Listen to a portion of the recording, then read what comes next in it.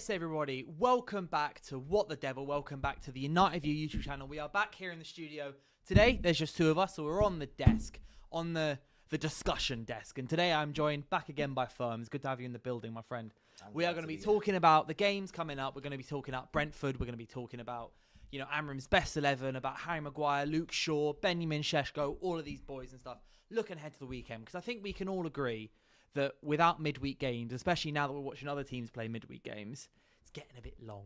It's getting to Tuesday, Wednesday, and no matter if, United are playing badly, if we're playing well or anything, I always get, I still miss watching us. I miss watching us play until I actually watch us play, and then I sit there and I'm going, could we please get this game done?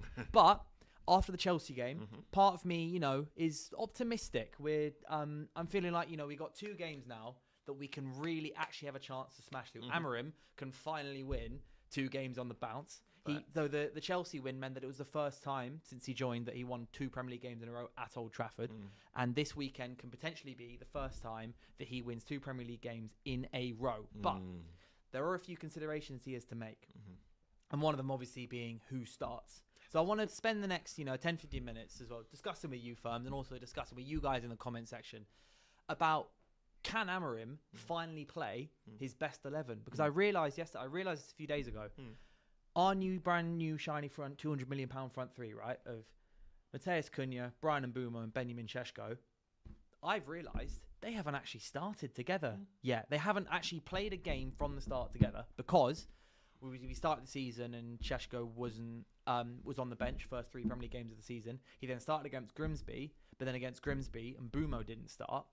And then when we went and played City afterwards, after the international break, Cunha was injured. Then against Chelsea, Cunha came off the bench and Mbeumo came off shortly after that. So the Brentford game could finally be the first time that we actually watch our front 3 start together. Yeah, sounds really good, man.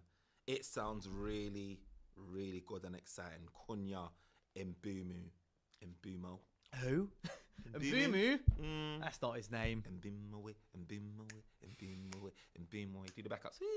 I honestly, no, okay, cool. I'm not doing that. Mbeumo, Šeško and Cunha is what we want to see. We spent our money on this trio right here, and this is what we want to see. And like you alluded to earlier, great intro, by the way. I was like, look, Manchester United could be at a pivot right now, a crossroads where we turn our season around. And that game against Chelsea, like you highlighted, was something that a lot of people didn't expect. Our fan base, a lot of the people didn't expect that, and a lot of the rivals didn't expect that. Manchester United got a victory out of that game, and we played really well. And when you talk about our strongest lineup, in my mind, I'm excited about that. But what I'm more excited about is how we continue the work that we did with De Ligt.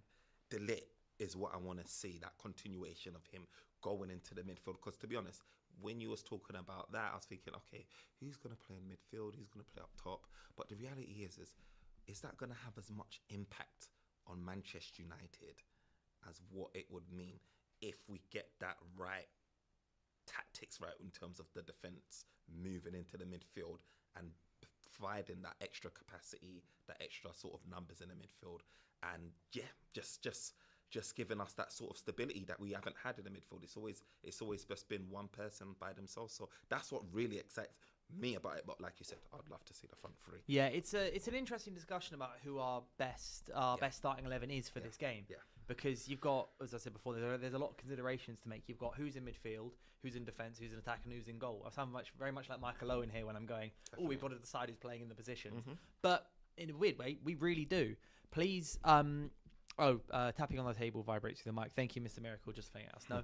But the first question is obviously, bar the front 3, it's who starts in goal.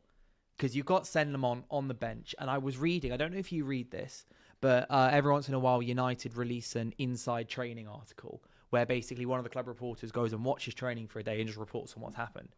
And although obviously the club reporter wants to praise every single player and wants to make sure that all the players have, there's no slander about the players coming directly from the club. he was saying that Sen Lemons, this reporter Adam Marshall was saying that Sen Lemons was making outstanding saves in training. And you've got Tom Heaton and you've got Luke Shaw both going, this guy looks sharp, he looks fit. And reports from Nathan Salt from the Daily Mail, who's, I think, very, very good for United, is saying that the players think that Lemons is very much a Premier League style goalkeeper. So Bayern has played 6 games in a row, and I think you, me, and everyone out there who, make sure you guys, by the way, smashing the like button and get your comments in about everything we're talking about. But all these players and all of us and everyone thinks Bayern 6 games, it's not really gone that well. Like, he's going to be conceding goals in pretty much every game. There's been times where he's made decent saves, but for example, against Chelsea, do you want to know how many shots they had on target? Go on, tell me. 1. Do you know how many goals they scored? 1. They had 1 shot on target. Bayern had nothing to do that whole game. And I always think it's a bit of a red flag for goalkeepers of when they have nothing to do, and then when they are then called upon, if their concentration's going. I think it's a big reason why David De Gea ended up declining a bit, was because when we had our backs against the wall for 7 years, De Gea was amazing because he was on the ball, because he was facing 10 to 12 shots on target a game. He was saving left, right and centre. He was doing all these reflex saver here and there.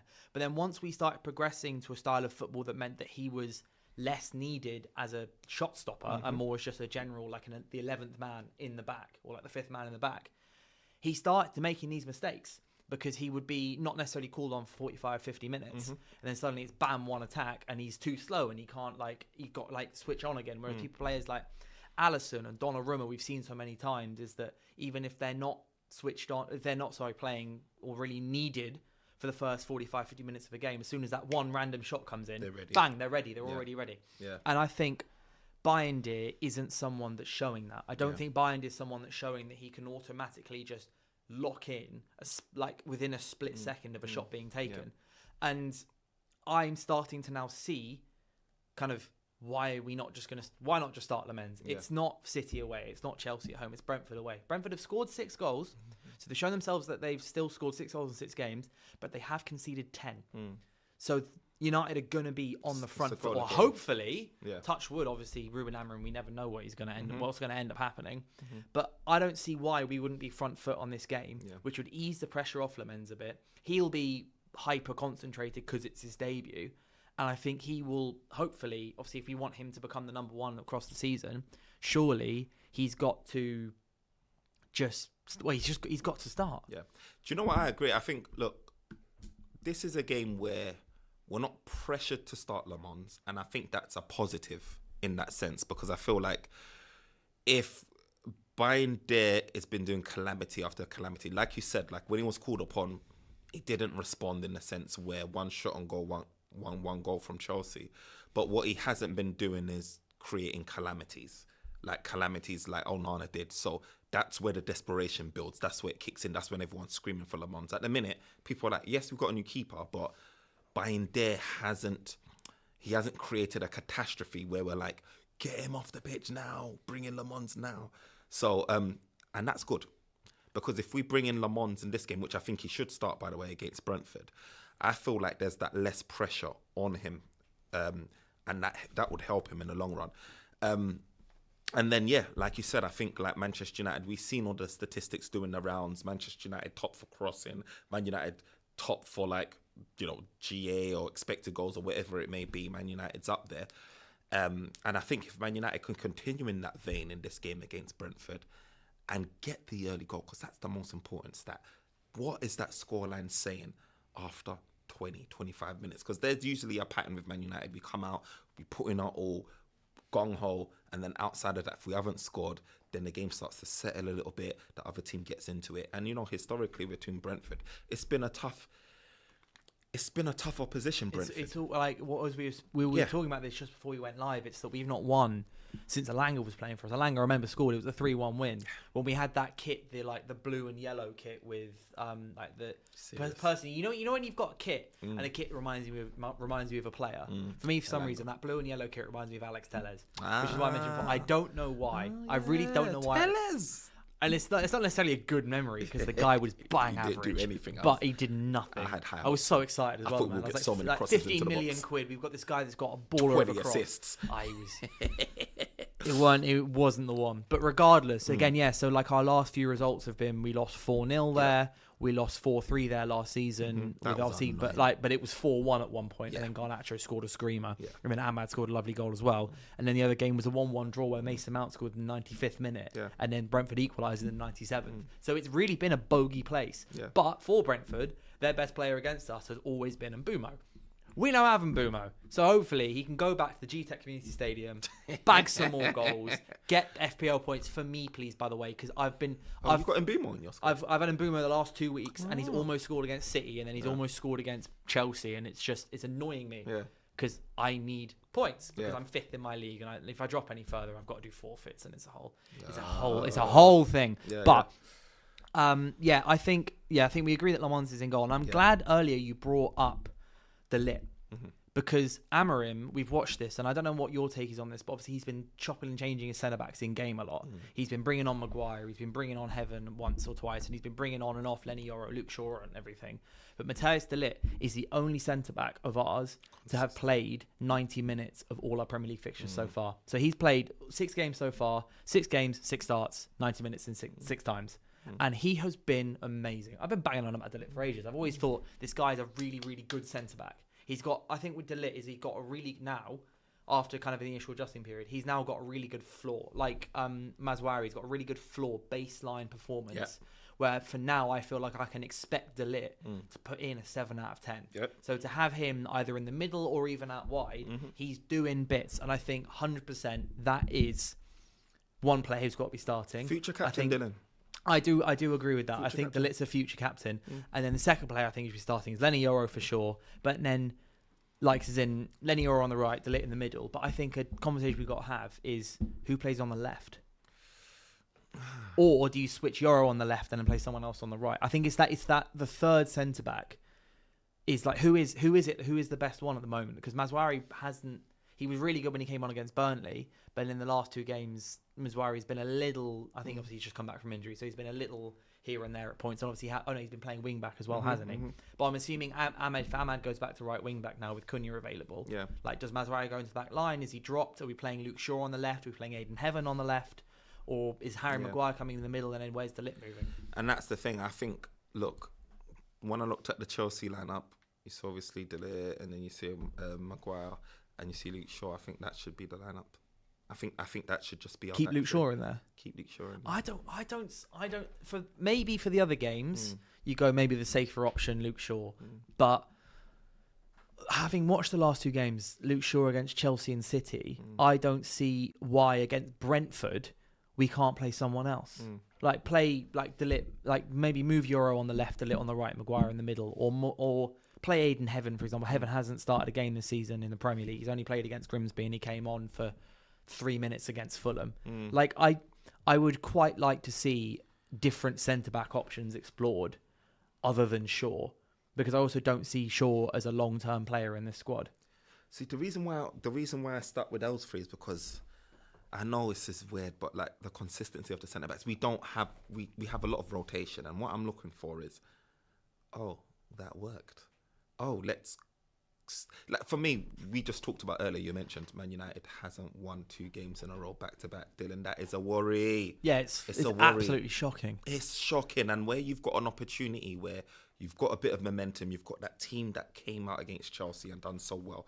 For me, the last thing I want to do is change the formula, change the setup. I would want to 100% keep those players, that same team, that same tight-knit unit, the same vibes. I want to keep them on a pitch. And it's less about, for me, it's less about maybe, it's for the greater good. It's less about Heaven needing minutes, because he does. He's a good player.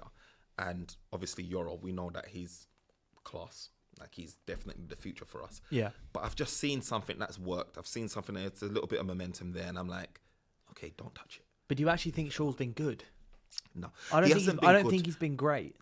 City was a baptism of, it was a bad game for him. In against Chelsea, I think he did okay.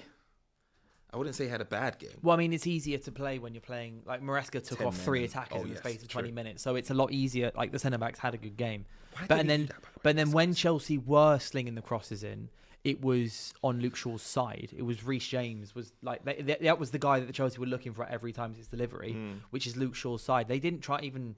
Chelsea weren't going down the left flank because you had Maguire, you had or Maguire, until Maguire came off, and then De Ligt on that side, and then like De Ligt made a couple very very good clearances and things. I remember, He's been. but then I can't think of a single moment where I was like, oh, nice one, Shaw. Like good stuff, Shaw. Mm.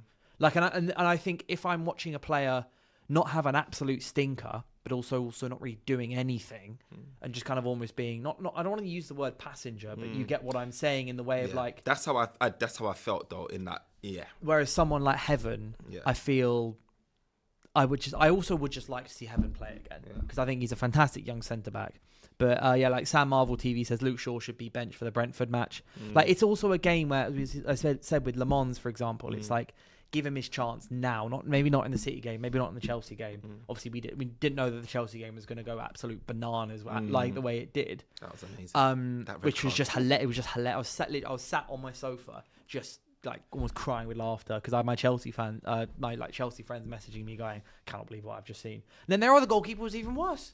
He didn't come out for like a single punch. He was timid. And then apparently in the EFL Cup the other day, Jorgensen was just like trash again. So Chelsea just have we know what goalkeeper problems are like. We've had goalkeeper problems more than any other club, but now I'm seeing it at Chelsea. The goalkeeper market is a bit. It's a bit mad, isn't it? It explains why we got Le Mans, and it makes it even more like important why we got him when we did. And obviously you heard the rumours about potentially going in for another new number one. I don't know how true that is. Maybe you've heard things about that. Maybe you can debunk it. The club aren't looking at that stuff yet. Good. Like they can. It may be a theory of like maybe we should sign a new number one or something. But I refuse to believe that the club have already set down. Bar obviously like midfield. Like obviously we need a midfielder. I don't think the club have finalised what positions they're going to sign because we don't know yet. Le Mans could come in and be quality, and we're like, sweet. Let's go get a new number 2 instead.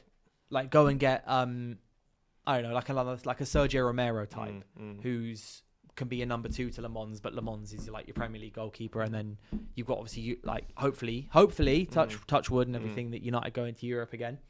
Then you've got 2 good goalkeepers as options for the course season, like the way that Arsenal have Raya and then to Chelsea, Kepa. What's his name, Kepa, yeah. So like they're 2 decent options. Like Raya's obviously I think one of the best goalkeepers in the league, and then Kepa isn't bad as a backup. Top goalkeeper. He hates. Yeah, and then he was at one point. He was the most expensive. He might still be the most expensive goalkeeper of all time. 70 odd quid. It's like 72 million or something insane like that. But regardless, I would want to see De Ligt in the middle, Euro on the right, and then Aiden Heaven on the left. And then wing backs. Diogo Dalot is back in training, so we now, apart from Lisandro Martinez, we now have everyone. Lisandro Martinez is back at the end of October, so it'll be in a month, 5 weeks time. But we have everyone. And wing backs, do you want to see Ahmad go back to that right wing back spot against Brentford, or would you want to play a slightly more cautious approach and maybe use Dalot or Maguire there just as like an extra defensive option? Definitely, I'll play wing backs Dorgu and Maguire. Like I just feel a lot more comfortable with that setup than Ahmad at the minute going there. I mean, Ahmad's someone that could potentially push back there during the game if we're trying to go for a win, go for the victory, i.e. bring on an attacking reinforcement. Yeah. Then yeah. But I think, with the nature of the Brentford games, man, I mean, I think I'll definitely feel more comfortable if we started Dorgu there. And Dorgu's been doing all right. His end product in terms of his crossing has not been the best at the minute, but he does find himself getting in behind the defenders, getting into those spaces. He's always the one that's, like, from an attacking sense of our fullbacks, he seems the one that's the most attacking, Dorgu. I just feel like he just needs to refine his crossing a little bit more. And when he does, look, the assist is going to start pouring in for me, Dorgu. I wanted to see him left back, and I do want to see Maguire right back for that assurance, that comfortability. He's such an intelligent player, Maguire.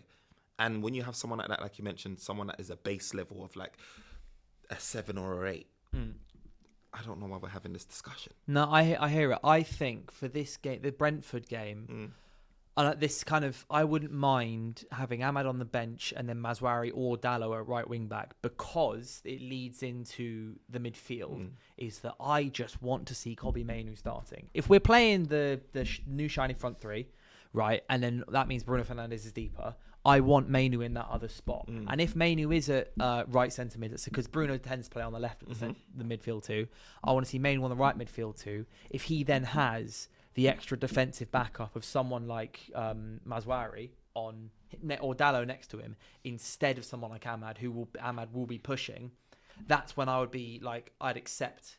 Like on any given day, best 11, I'd put maybe Ahmad at wing back, just because you want your two wing backs pushing and you want quality in the final third from your wing backs. But if Kobbie Mainoo is playing, which I really hope he is, and then you've got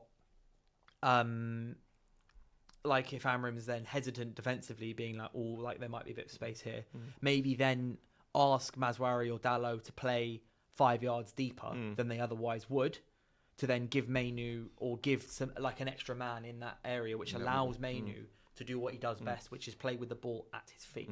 That's so I wouldn't mind seeing that, and then Ahmad come off the bench.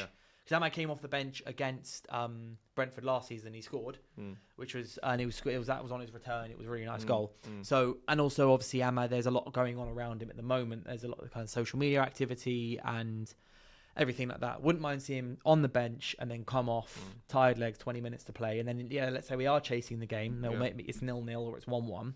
Then bring Ahmad on at wing back, because then another issue we've had recently is when the game isn't going well, we've not really had the reinforcements off the bench available, because you had Mount and Cunha out at the same time. Xerxes still getting fit. So I do feel like there's going to...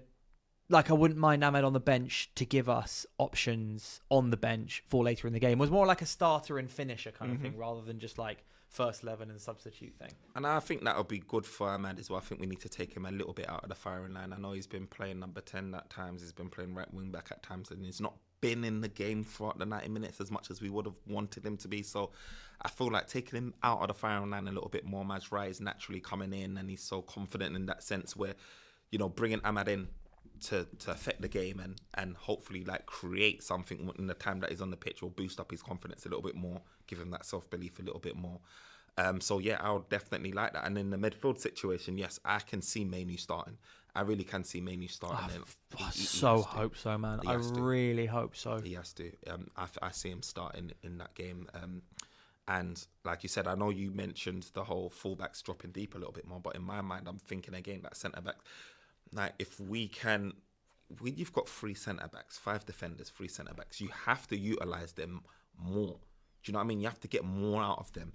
And I don't think that we're doing enough. Like, we've got a spare man in the centre-back. What are they doing to influence the game? And what I saw De Ligt doing, do you know what I mean? He needs to be hogging Damsgaard, not allowing that guy to pivot or turn or bring other people into the game. He needs to stay locked tight, just like he did. You know what I mean? With Palmer and all of these guys against Shota, like, that's what he needs to do. And for me, he influenced the game massively. Like, he could be the key. Do you remember when Zinchenko came to Arsenal and he had that thing of inverting in and their whole tactics just depended on Zinchenko getting it right for Arsenal to do well or have a good game. That's how I kind of see De Ligt when it comes to that midfield. It really is about how he can influence that game, and he did it well against Chelsea.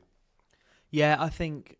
Yeah, I agree. I think De Ligt's he's been so standout this season. So for him and Mbeumo have just been top quality. I think they're just such good signings. But a final thing I want to talk about before we moved on is then coming back to the front three, and obviously Mount is back, and Mount was initially used by Amorim on the left with Cunha up front, and Šeško has only completed one 90-minute game so far. That was against Grimsby. So he's not completed 90 minutes in the Premier League. He's had 2 starts. One, he came off in the 80th minute against City, and then at Chelsea he came off after 45 minutes.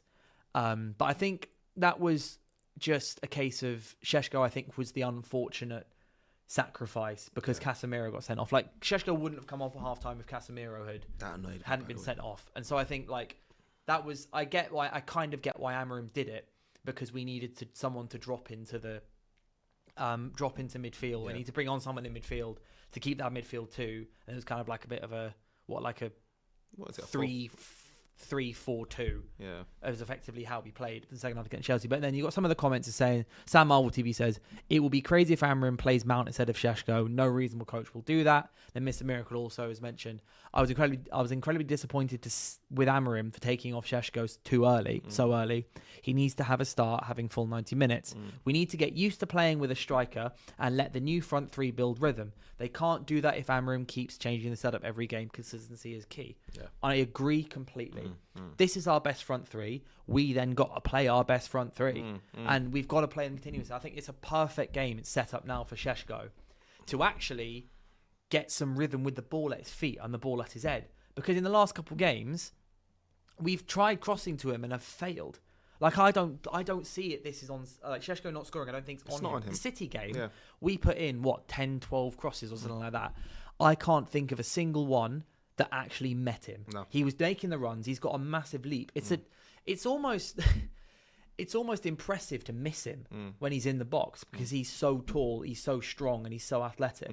And all these crosses, like these overhit crosses to the back post, and you've then got Ahmad at the back post trying to get on the end of it, or you've got Mbouma on the back post. I'm like, no, hit your striker. And as Mr. Miracle says here, got to get used to playing with something like that.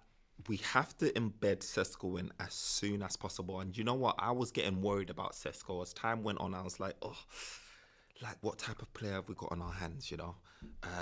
Is he a bit too slow? Is he out of pace? You know what I mean? He's tall. He runs a bit gangly a little bit. But when I see him on the ball, he's really smart and he's really intelligent. And I loved the link up. When you talk about the front three of Mbouma, Cunha and Šeško, do you know when Bayern there made that long ball and then Mbouma against Chelsea, and then Mbouma, he got the flick on with it. Šeško got the flick on with to Mbouma, and then he got I saw that and I thought that might be basic to a lot of people, but when I saw that, I thought this could be very effective. We've not like, it really reminded me of, do you remember Marcus Rashford's goal against Liverpool where he did up Trent with a chop? Yes. That was literally David De Gea to Romelu Lukaku, who banged behind him. Then the runner was coming through. It's what Højlund never did. So I remember people talking about this. Like, obviously, there's a lot of Højlund versus Šeško comparisons at the moment, naturally. Both 22-year-old players. We literally sold one 22-year-old striker to sign another 22-year-old striker. And a lot of the comparisons, I saw a lot of people mentioning this after the game, and I agree, is I think, for better or for worse, Højlund, if he had received that ball that Šeško flicked on, Højlund would have backed into the defender and tried to control it, take it down, then turn. 100%. Whereas with Šeško, it was immediately, I've seen Mbouma, I'm just getting the ball to you, lad. I'm not trying to control the ball and then make the pass or try and turn my man and run through on goal. I'm getting the ball to whoever needs it the most. And I feel like that's something that Šeško is going to be good at. And also I think something we need to start trusting him with. Yes. I think these players need to start trusting that Šeško, they pass it into the striker, who he can control it or flick it on. Because he's done it a number of times. Against City, he did it a few times where it was an immediate flick on. It was one touch, go, this and that. And I like that. We just got to start trusting Šeško to do that. And to do that, you've got to bloody pass the ball to him. You have to. And I trust Mbouma. He's always on the front foot. He's always looking for that pass. So when you saw that flick from Šeško, Mbouma was on it straight away. He's hugging the man under the defence. He's hugging that shoulder. He's looking to make that run. And we've lacked that at Manchester United as well, given goals. And then Mbouma embodies that. He's literally, when he passes that to you, if he sees that you're getting ready to pass, he's off. And what Mbouma did when they saw that flick coming, it was the anticipation of Mbouma. He made that happen. That flick from Šeško was the awareness of Mbouma and knowing his player, knowing that if he gets ahead on that, and Mbeumo's going to be at the other end of that. And that connection, that chemistry is what we need to build on. We need to keep those two players playing together. And don't get me wrong, it's not like to say Mount hasn't been instrumental. Like, when I say instrumental, not in the sense of, oh yeah, we're churning out wins. But in terms of the chemistry and the link-up play, Mount has been great. Like, he has been one of our best players. But it's that phase, that pattern of play, what you saw against Chelsea doesn't happen. It might happen in a different way, but that doesn't happen if Šeško's not on a pitch. Just never do it. You know what I mean? Yeah. And we need him there, and we need someone that's a goal scorer, man. We brought in a striker, number 9, to be helping us with the goals. And when we got someone like that on the bench, I can just see it every game, especially with his nature. I heard Amorim talk about how eager Šeško is to be playing. And every time he's sitting on that bench, it's probably doing something for his confidence, probably doing something negatively to his mindset to say, you know what, like, why am I benched. I don't. You don't think so? No, because I think Šeško's a hungry striker. So if he sat on the bench, he'll be going, I want to play, which will make him more hungry too. But I wouldn't say like he sat there. He won't be questioning himself, being like, am I good enough for United? Because, well, I think he is. Yeah. I personally think he is. I think he's got so much. His raw skill set is so good that I'm not going to say he's too good to fail. But I feel like his skill set is, and his just athletic ability and where he can go, his ceiling is so high that we just need to play to him. Like Matt here says, being a main striker at Manchester United has been a nightmare in terms of service for the past few years, and I agree. It's always been because since Bruno Fernandes signed, obviously a lot of the play and goal scoring has gone through him and then at points Rashford as well, because they've just been the best goal scorers at the club, especially like when Anthony Martial started dropping off. Like, we stopped creating for our striker. We stopped creating for the guy in the middle. And I know it's always a new set of players and everything. I think the players have just not got used. I think Amorim's mentioned it as well. Like, they just need to get used to playing with a striker like Šeško. I'm pretty sure it's been Amorim. He's been saying in his press conferences, I'm like, these guys just need to learn. And the way you learn is obviously in training and also on the pitch, actually on the field. So I think the more Šeško plays, the better we will become with playing a striker. And so I think, start him and all the others. Look, on Saturday. What are you thinking about that table, though? Oof. Premier League table. Get through Brentford. It's quite funny, isn't it? If we were to, I know I'm being very optimistic here. I'm gonna. You're known for that, mister. I'm gonna allow myself 5 minutes to get like really giddy, right? And we get out the Premier League table. Yep. And we have got the table over here. Good old Google. Yeah. You've got obviously Liverpool are on 15, and then you've got Arsenal, Tottenham, Bournemouth in 10th. So on 10 points. Palace on 9, Chelsea on 8, Sunderland, Fulham also on 8. And then you've got Everton, City, United, Leeds all on 7. It's early doors, which is why everyone's close. But it also means that there's a lot of chopping and changing. I think right now, Brentford away, Sunderland at home, we can bag 6 points from them. We're doing well, because you're looking at, I'm not saying that we're going to be near them towards the end of the season. Arsenal have Newcastle away. They don't get 3 points there. We're suddenly 1 point behind them and stuff, which is just a good. I'm not saying we're then chasing Arsenal or anything for the rest of the season, but it would be after 7 games or 8 games to be there would just be very good for our confidence, considering how kind of bad the season started. We've had, statistically, according to Opta, we had the hardest first 5 games. Yeah. And we came out with 7 points. Well, our expected points was 8.5. So on the expected, I know that we're talking about XG here, but like at the end of the day, it's 3 points that counts. But when looking into the statistics, at the moment, I think our expected points is around 8.5, which is 0.2 more less than Liverpool, for example, and would put us, I think it was 6th in the table. So having expected points being 6th when we've had the hardest games, I understand when Amorim is talking about kind of underlying stats being better. But there is also the argument, if a turnaround and you go, oh my God, play 3 in midfield, or just, oh my God, play Kobbie Mainoo, or just, it's like the little wins. I feel like Amorim's talking about all these little, like these, these stats are good here, these stats are good there, and look at the underlying things. I'm like, yeah, but there's so many little things you can change here and there, like play Mainoo, maybe adjust where these players are playing, or maybe adjust the goalkeeper or the centre-back, and you go, you can make these little changes, little wins, which can actually lead to the good underlying statistics and can turn them into 3 points. Yeah.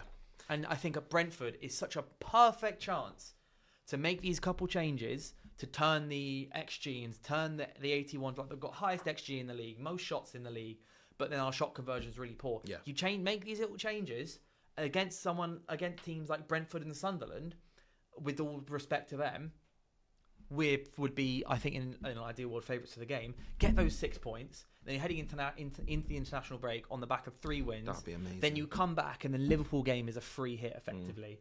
Like, realistically, it's away at Anfield. I know we drew there last season, but we were saying before the game, it's a free hit. And then after that, I think you've got like Brighton away and then Forest at home. 2 more games that you think, okay, hopefully you can get at least 4 points out of that. You've then got 10 points in 5 games. You're sitting on 17, 18 points after 9 or 10 games. That's all right. Yeah. That's a good level of stuff to kick on from. But it's just these little changes.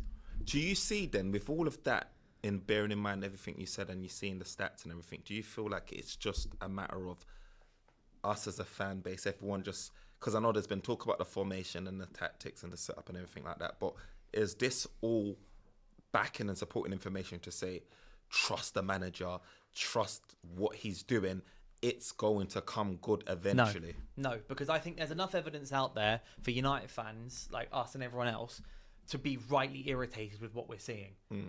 Which we no back-to-back wins in the Premier League in 10 months, in 32 games. That is crazy. It's not up to us to show faith in the manager that things will work out. It's now up to the manager to show that he can actually win the games that we should be winning. Because I said at the beginning of the season, if we beat the teams we should beat and then try and nick points off the rest of them, so I'm thinking like nick points off, like when I say the rest of them, I'm thinking like Chelsea, Arsenal, Liverpool. I'm looking at them going, we just see how many points we can possibly get from them and then beat the majority of the rest of the teams there.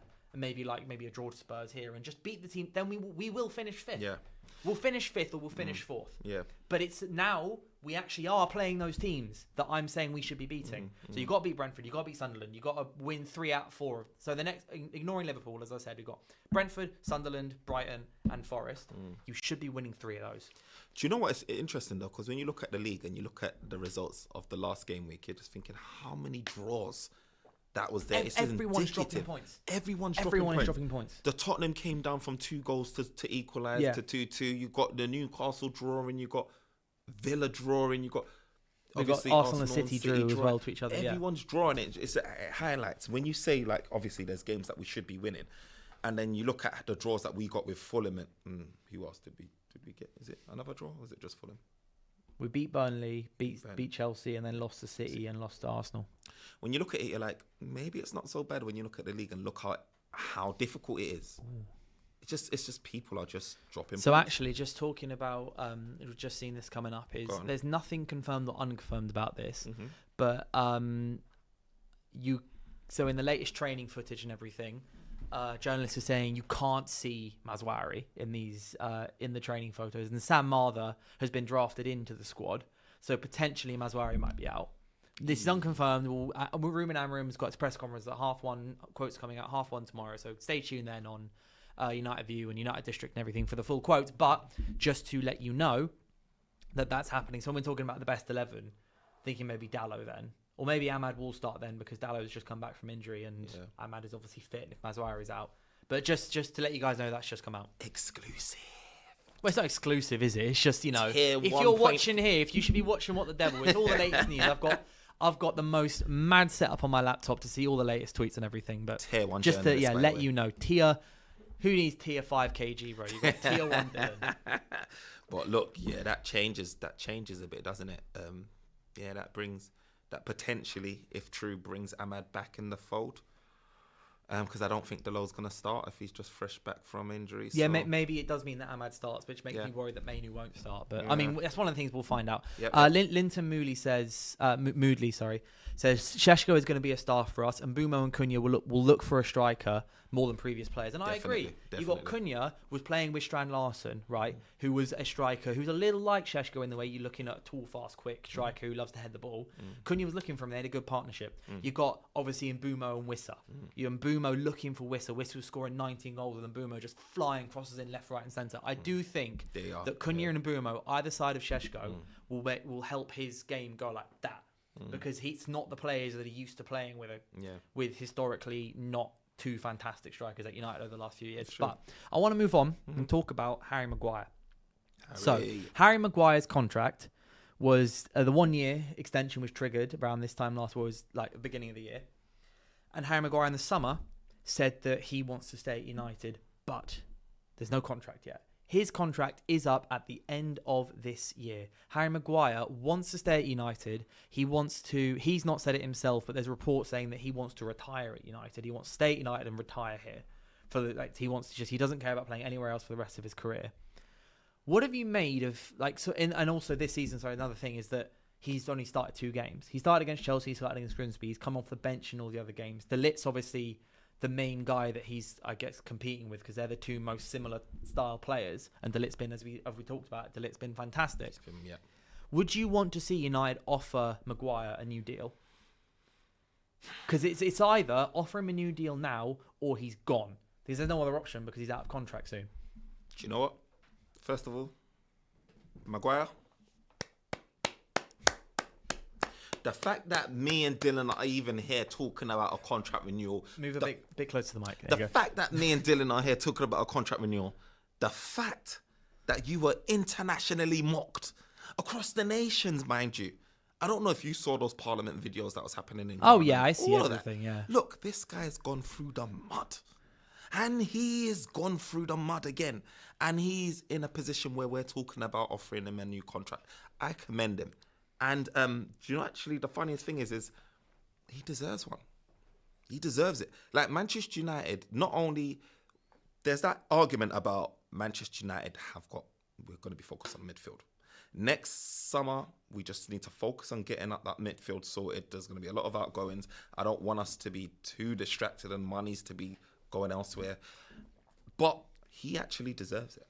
Like, he's got a place in this back three. He's actually come on and done more good than not. He's actually been one of our better centre-backs. You know, we've got young guys in Euro and we've got young guys in Aiden Heaven.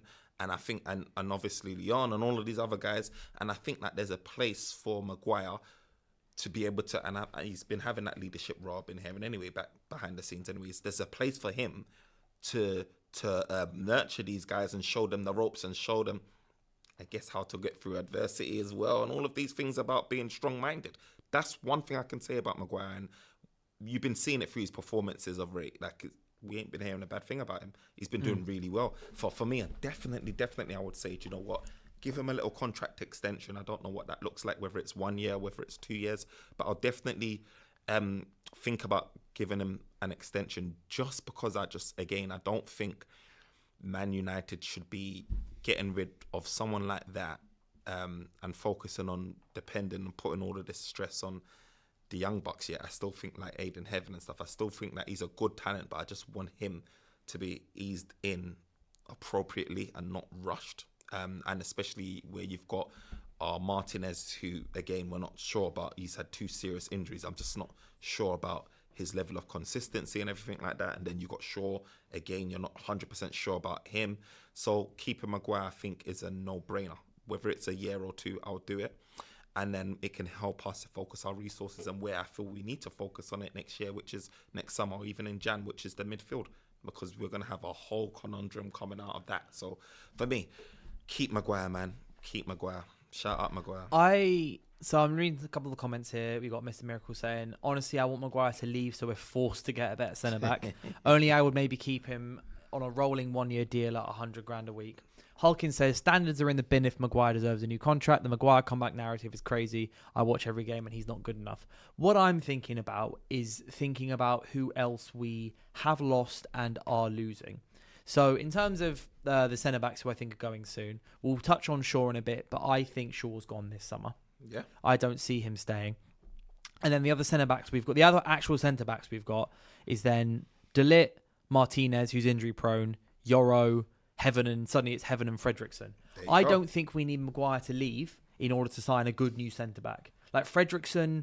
I don't know how much of a future he has at United because he's 21 years old now. Yeah. He'll want to be playing regularly. So he might be sold. He might go on loan or something like that. Aiden Heaven is obviously only going to get better. So that is a centre-back who will become better and will come all that. And if we're still playing with back 3, Amorim's still here, or even if by the summer it's back to a back 4 manager, a new manager, we'll want a new centre-back anyway. Mm-hmm. But what I'm thinking about is we lost Johnny Evans last summer, and we're losing Tom Heaton this summer. They are critical players for the squad as people. And I see Harry Maguire stepping into that kind of role. As Linton Mooley's putting right here, I was just about to say this, funny enough. As long as Maguire is happy with playing a bit part role, I think we would be happy, as he's good to have around the squad in terms of he is very professional. Which he is. I agree. Maguire's shown himself to be somebody, like there was the other comment about what the comeback narrative is crazy, watch every game's not good enough. It's not about that. It's about his status. Yeah. He's gone from being the guy that gets booed in pre-season games and laughed at in Parliament to someone who's scoring last-minute winners for us, sitting there doing interviews, and then the entire time just going, I don't really care. Yeah. That's fine. He comes out and he just goes, yeah, it's kind of annoying. Yeah. Got a lot of this, got a lot of stick, look at that. Yeah. But he's come back. See how many players fold under it, under what Maguire had to go through. Say what Maguire had to go through. What ended up happening with Maguire, most of them fold. He didn't. And that's a good thing to have just in the club. So if he is third, fourth, fifth choice centre-back, if he's happy with that, then I'd be like, so if he's sitting there going, no, I'll sign a new contract if I want to start 40 games, I'm like, no. 100%. But if you want to stay at the club, just be part of the squad and be part of like so Tom Heaton, for example, is part of the leadership group. Tom Heaton's played 3 games for United in his life, and he joined when he was 11. Obviously, he went out and then came back. But it's like Tom Heaton doesn't expect to play, but he's there to push everyone else and acts as a sounding board and like a glue from in the training ground. And I think Maguire has the traits to do the same thing. Yeah. So if it is a case of Maguire, you're going to play in the cup games. You might start 5-10 Prem games. And also you might come on when we need a goal and we've got a corner. As long as he's happy with that, I would be happy to keep him. 100%. But I don't want him to be an essential part of the starting 11. But definitely it's about you need squad players. You definitely need it. Every good squad has squad. You look at Arsenal's defence, right? They've got like Maresca and Hincapié now as backup centre backs. Probably Maresca, I think, might start for us. Like, Hincapié would push for a starting place. Like, we need other players who aren't just first teamers. In the Carabao Cup game or EFL, whatever you call it now, you wanted to rest your back through starting three. Who you're talking about? You're talking about Heaven playing. You might be talking about Mazraoui maybe. And then you might want a Maguire in there for that experience as well. Like, you don't want to just have a bunch of, for me, I think it's a no-brainer. And like I said, I think what he brings in terms of that mentality is vital, especially in this day and age. You look at the likes of Sandro, who went through challenges as well, and he was given that break, and he come back and it still didn't work out. You look at guys like who else has been going through it? Rashford, even at times, when you've got someone like Maguire that's gone through what he's gone through and come out the other side. Shout out to Dembele, by the way, for the Ballon d'Or.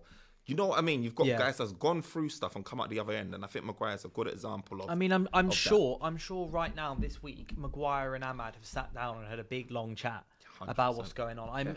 There is 100% that will have happened. Ahmad will have been sat down with Maguire. Yeah. He'd have been sat down with Amorim, sat down with Bruno, and they've gone, put a hand on the shoulder and gone, "It's all right, boss. We've been here. We know what's going to happen. Here's how you get through it." And Ahmad will hopefully then benefit from that and come through. Mr. Miracle says Johnny Evans is still here. Man's doing double shifts as player and coach now. No, he's basically, he organises the loans for the youth players. But what I mean is Johnny Evans isn't in that dressing room. He's not in training. He's not there giving pointers to people. He's part of the club's like overall loan system and finding the best players to go on loan. Like Harry Amas is, I think, now doing well on loan. We've got Vitek's been great on loan as well. Like, a couple of players have got really good loan players. So big up to Johnny Evans for that.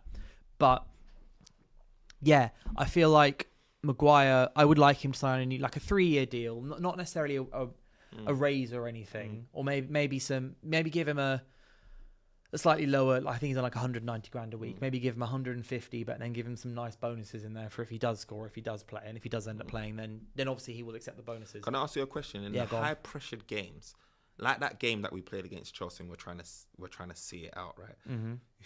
Who would you feel more comfortable bringing on? Aiden Heaven or Maguire? Oh, Maguire. Do you know what I mean? Yeah, for sure. And that's my thing. And it's not Maguire's a bloke now. He has his mistakes. But he's also become, I think, more dependable now. Now that the whole wave and crest of just bantering and memes is over, I think he's become a more dependable player if he's not starting 50 games a season. Exactly. Yeah. But I do want to just touch on at the end Luke Shaw. Yeah. So obviously we spoke about him before about staying and leaving and stuff, and if he should play on the weekend. I think Shaw. So Maguire came out recently in defence of Shaw, funny enough, and when every manager who's come here has always ended up playing Luke Shaw because Shaw's an excellent footballer. I just think that the only way Shaw can survive next summer is if he ends up outdoing Dorgu at left wing back, because Shaw's been saying, Shaw said that he sees himself more as he said, I've told the manager I see myself more as a left wing back rather than a left centre back. And to be fair, I kind of agree. Shaw's been all right at centre back, but when you consider that you've got Lisandro Martinez coming back, Lisandro Martinez is so far clear of Shaw as a left centre back in terms of like on the ball, aggression, off the ball, space, and ball at his feet, evading pressure, all of that. And the only way I can see Shaw surviving is when Lisandro Martinez comes back. I think it will be Lisandro Martinez and Aiden Heaven will be fighting for the left centre back role, and then you've got Shaw and Dorgu fighting for the left wing back role. But if Shaw then doesn't overtake Dorgu for that left wing back role, I think he's then done.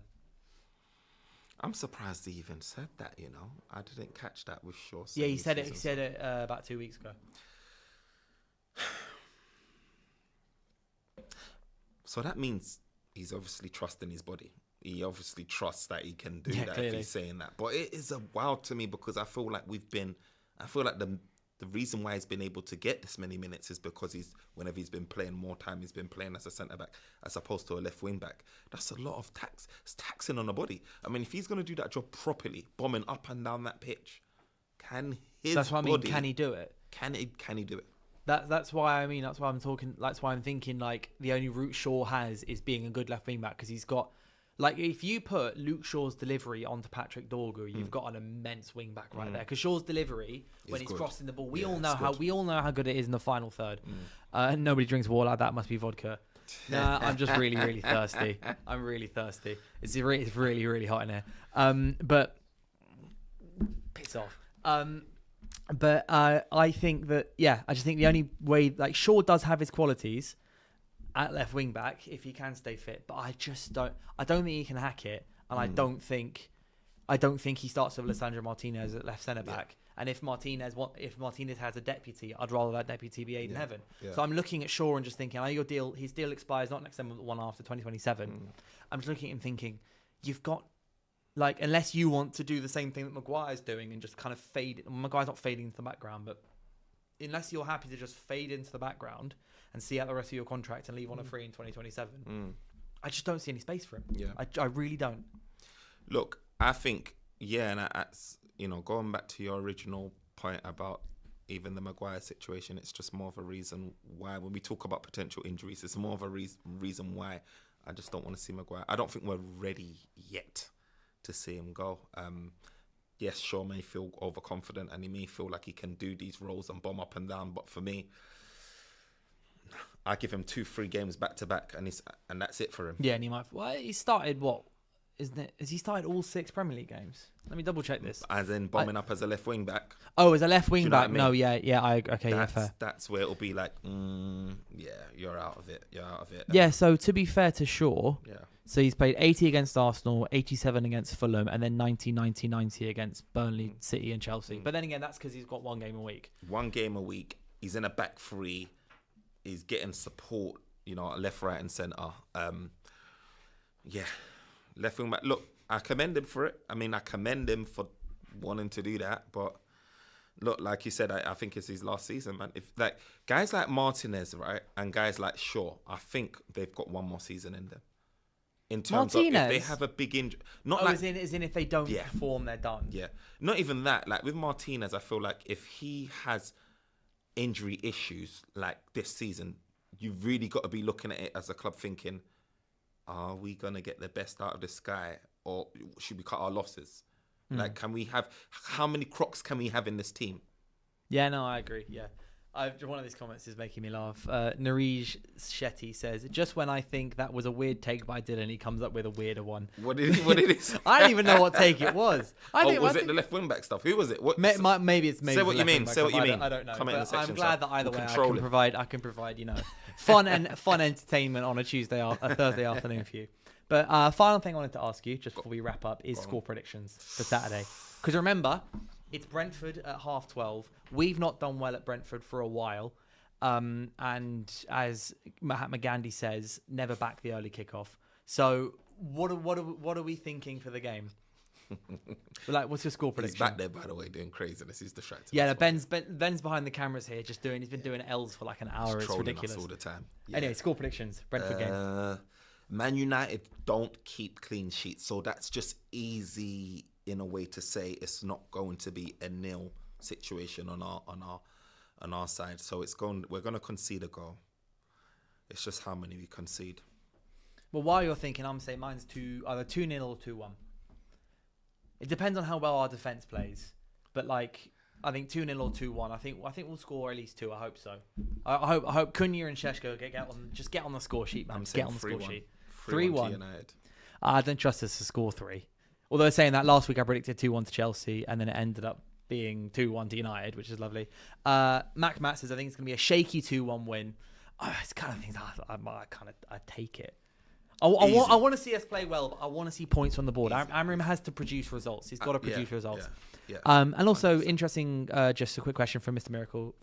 Here, he says, "Curious to hear your opinion. Upamecano's contract is expiring soon at Bayern. Would you get rid of Maguire and bring him in next season?"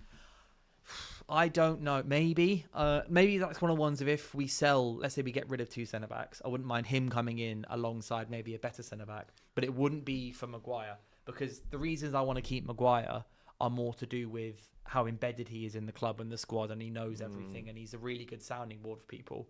If another centre back came in, they would just be a centre back to play. Because I'm not necessarily keeping Harry Maguire around so he can play 40 games.